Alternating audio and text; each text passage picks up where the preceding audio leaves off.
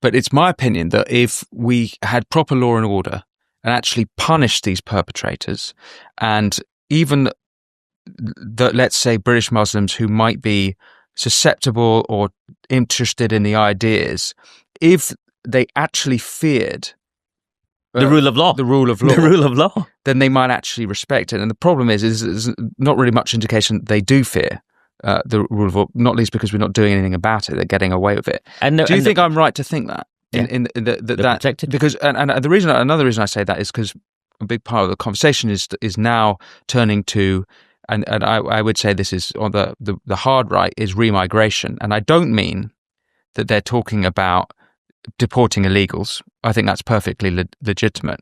I think that they're talking about, if you go really to the far right, they're talking about deporting essentially British Muslims. I have conversations with friends of mine who've ended up in what we call the hard right, yeah?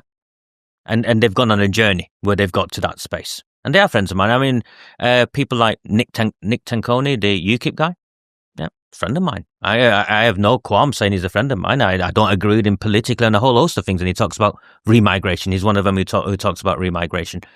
And look at remigration, and you've got to understand, why have we ended up there? And we've ended up there because actually the checks and balances that were meant to be in place have never been implemented, and it's driven people to a position of remigration. What do we mean by remigration? Is we deport those people who have come to our country and have broken our laws, and we don't want them here. You know, no, they go much further than that. But so that you'd get pulled out, even though you were born here. Yeah, this is the thing. And you've been here generations. How far do you go? So my thing is, okay, if you're foreign born national, you know, let's look at it and let's look at where we agree.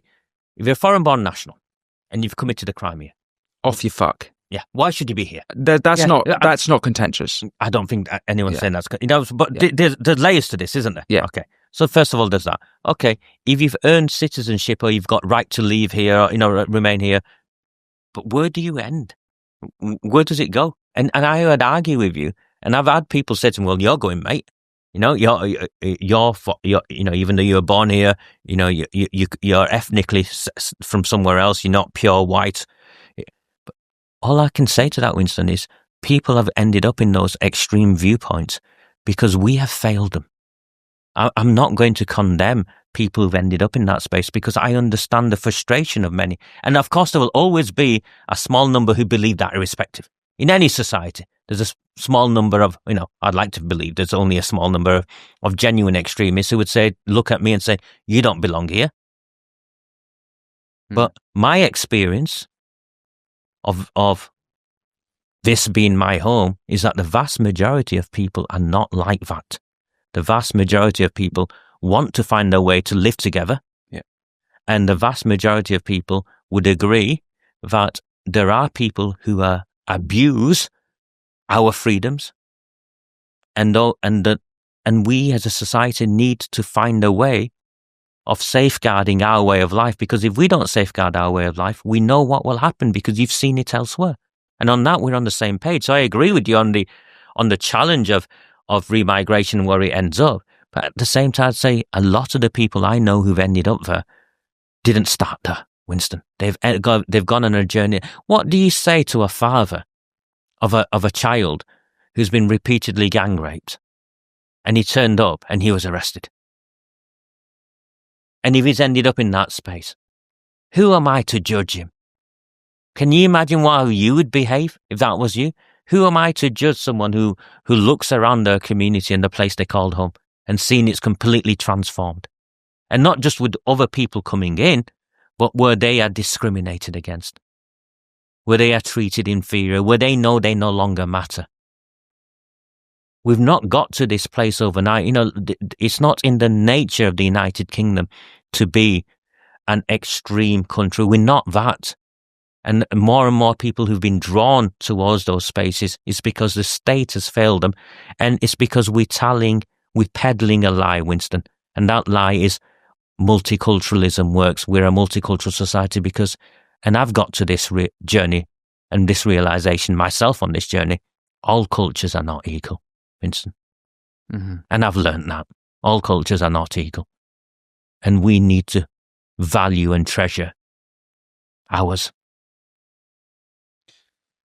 Raja, I don't know quite how to describe that, but I'm very moved by this conversation for several reasons. And one of those is your bravery, as I've said a couple of times. And God protect you. Thank you. And thank you for speaking with me. Before I ask you where people might find you, how they can support you, how they can support the inquiry you're doing with Rupert, is there any loose ends that you want tied up from this conversation? I think when I share this story and it takes us to a dark place and you know we it's like we lose hope. You shouldn't lose hope. We are winning. The fact that you and I are having this conversation, the fact that this nation is having this conversation, the fact that we are where we are now compared to where we've ever been before, this is night and day, Winston. We are winning. We are on the verge of winning. We're on the verge of winning. We are on the verge of ending this journey that our nation has been going on since the Second World War, and it matters.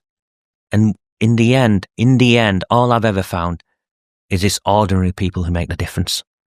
And people are listening. You need to understand this. You are the difference, and it's what the state fears.